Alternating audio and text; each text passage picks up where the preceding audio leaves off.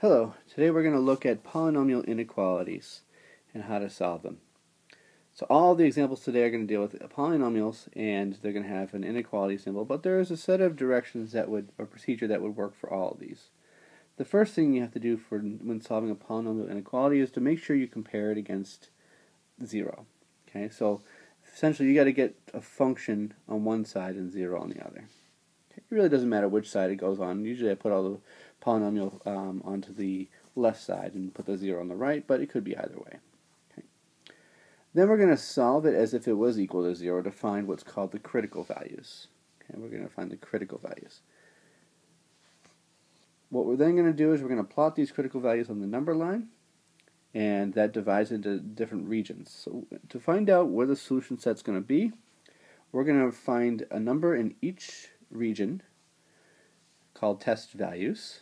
Okay, those test values are going to tell us whether or not the inequality is true in that interval or not.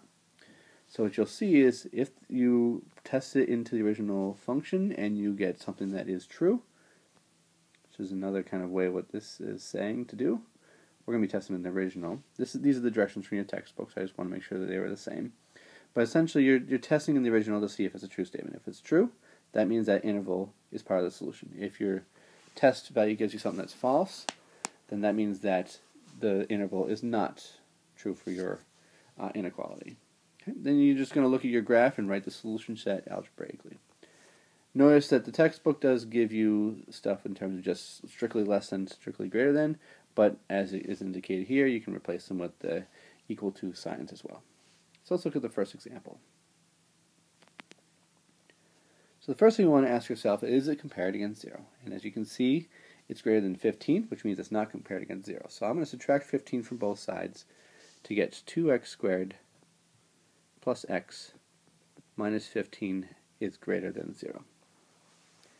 There's going to be multiple techniques you can use to solve these. All of these will be factorable for today at least in the notes.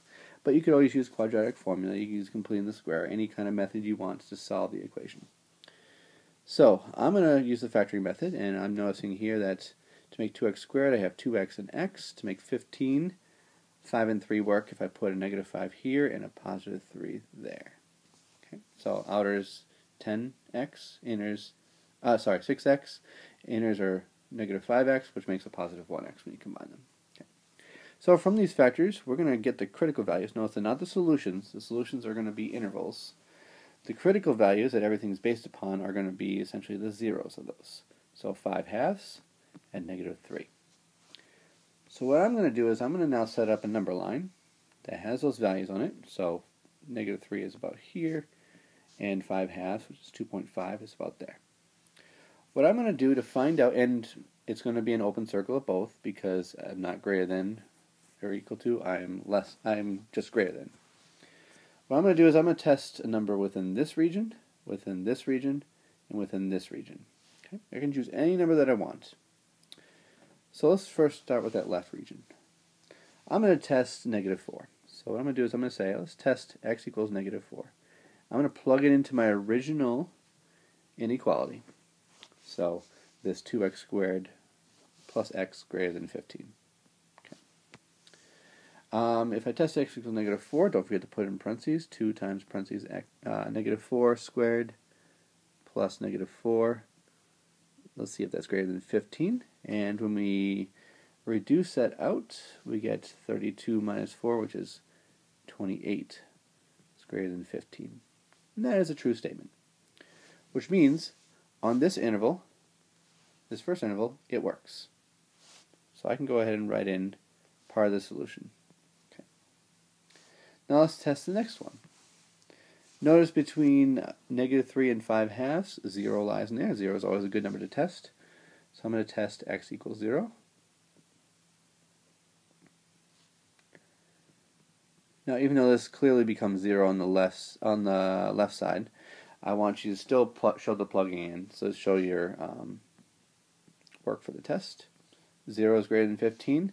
That's a false statement. Okay, 0 is not greater than 15, which means on the interval between negative 3 and 5 halves is not going to be part of the solution. Okay.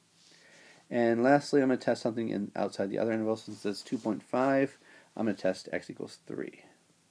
I could technically test x equals 100, any value that's greater than 5/2. But notice I'm not testing those critical values, because at those values, we're just going to get something that's equal, and it's not going to be true. Okay. So testing positive 3, 2 times 3 squared plus 3 greater than 15. So 2 times 9 is 18 plus 3. So 21 is greater than 15, and that does check out. That is a true statement. Okay. Which means above 5/2, it works. So graphically, we now have our solution, and we can now notice that it is a disjunction. So algebraically, we can write our answer as a disjunction. So x is less than -3, or x is greater than 5/2. And there's my algebraic solution. Okay, and we have it on the number line already.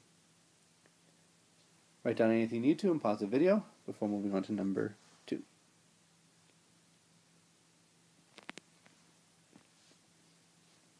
Okay, so here's another example. So notice, the first thing we have to do is we have to first ask ourselves, is it compared against 0? And again, we have it compared against 4x plus 4. So I'm going to subtract the 4x and subtract the 4 from both sides, giving me the inequality x cubed plus x squared minus 4x minus 4 is less than or equal to 0. Okay. So now I'm going to factor this. Now there's 4 terms here. So we're probably checking the grouping method, and that sounds like a good way to start. So I'm going to take on x squared out of these first 2 terms, leave me with x plus 1. I'm going to take a minus 4 out of the next one. And notice with the grouping method, just a reminder, you need to have the same thing remaining after doing both common factors, okay, which we do. Which means this factors into x plus 1, x squared minus 4. Okay, it's looking a little better. And of course we can factor that x squared plus 4 a little bit more to x plus 2, x minus 2. It's completely factored now, so I can state my critical values. Notice they're going to be at -1, -2, and +2. And again, these are not solutions, these are what breaks up the number line in different regions. So what I'm going to do is I'm going to write the number line now.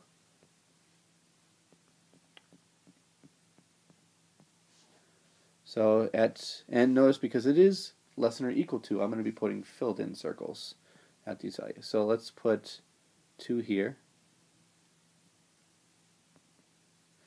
And there's going to be a value at -1 and -2.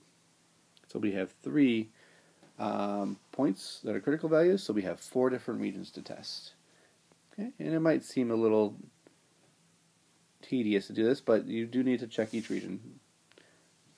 Okay, let's test something in the first region. So it has to be less than -2. Let's test -3.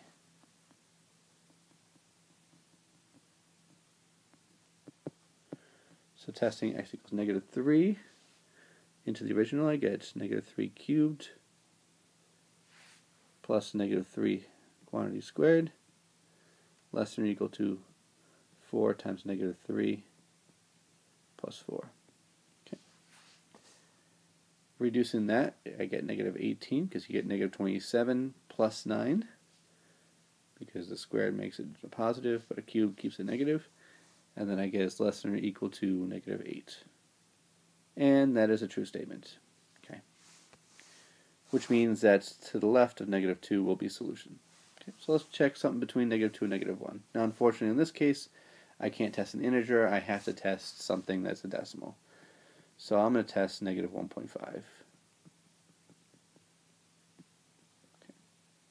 So let's plug it into the original inequality, -1.5 quantity cubed plus -1.5 squared less than or equal to 4 times -1.5 plus 4. Now just type that in your calculator and you'll see you'll get -1.125 on the left side less than or equal to -2. Again, don't forget the parentheses. Forget those parentheses, you might end up getting with a negative number, a different number, because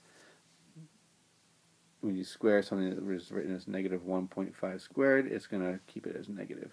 Okay.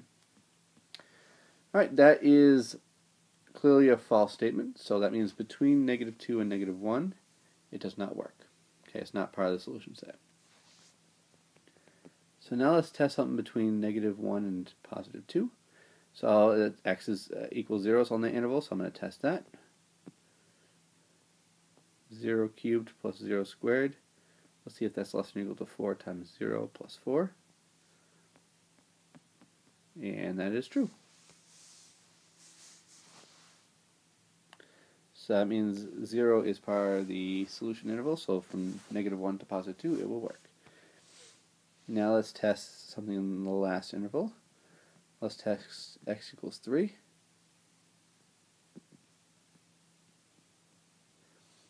Okay, testing x equals 3, I get 3 cubed plus 3 squared less than or equal to 4 times 3 plus 4. So I get 27 plus 9, that gives me 36. Less than or equal to 12 plus 4, 16. That is clearly a false statement. Okay. So now looking at our number line, we can write our algebraic solution. So x is less than or equal to -2, or -1 is less than or equal to x is less than or equal to +2. Okay. So we have a conjunction and a disjunction as part of our solution.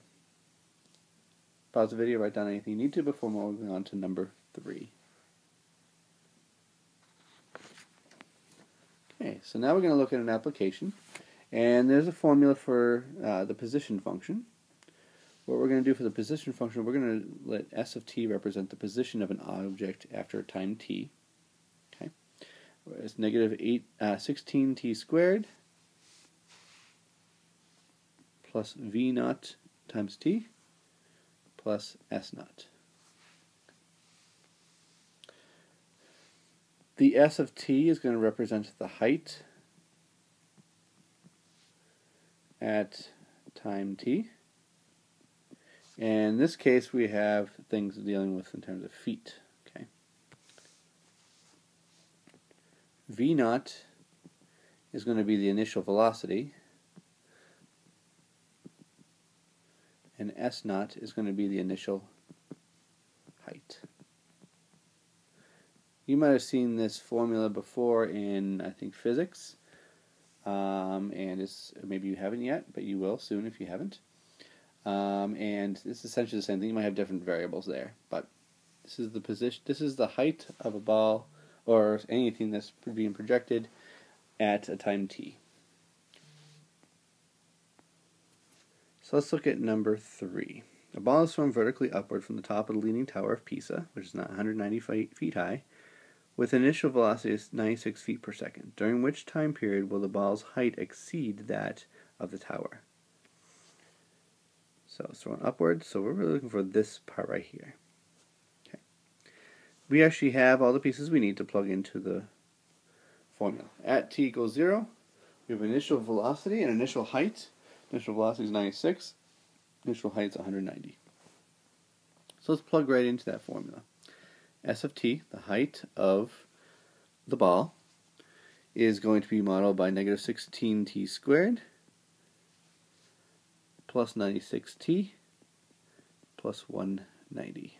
Okay. We want to know, where is that height greater than the height of the where it's launched from? Okay. So what we want to find out is where that function, for all the values of t, where it's greater than 190. Okay. So in this problem, we want to know where's it greater than 190. Solving this, we want to compare it against 0. Subtract 190 from both sides, we get -16t squared plus 96t is greater than 0. Now I don't like that -16 in front as a leading coefficient, so what I'm going to do is I'm going to divide everything by -1, and if you remember, dividing by a negative value, we end up switching the inequality signs and every other sign, so we have 16t squared minus 96t is less than 0. So let's solve that inequality for all values of t. This is the nice easy factoring one. 16 does divide into 96. So I can pull out a 16t as a common factor, leaving me with t minus 6 less than 0. So my critical values here are going to be t equals 0 and t equals 6. Okay. So again, I'm going to start off with a number line. I have 0, I have 6. Now looking at the picture, you might be able to say, okay, it's between 0 and 6. But let's still test the critical values. In this case, I'm going to only test 2 regions because I don't worry about anything that's less than 0. I want to find out what's the positive values of t.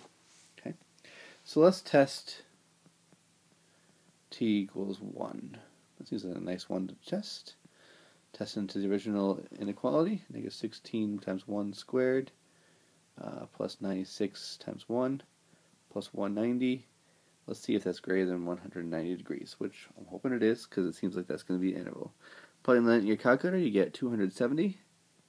It's greater than 190. There you go. That works. Okay.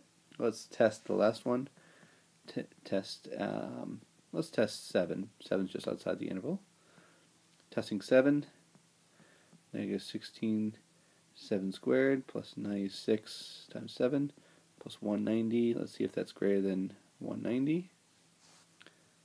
Okay, and plugging that in your calculator, you'll notice you get 78 for the left side, greater than 190, which is obviously not a true statement, so therefore it's not going to be true in the interval. So it's exactly what we were thinking it was going to be.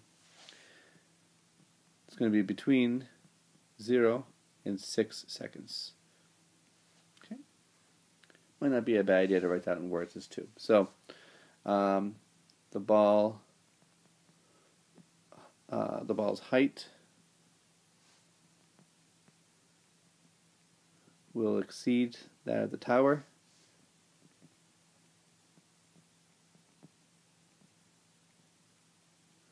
between 0 and 6 seconds. In this case, it's always a good idea to write in words because this is a word problem, which means there's a context involved. Okay. So pause the video, write down anything you need to, and then your assignments in your chapter packet that you have, the textbook packet that you have with you on page 391. Okay. Thank you.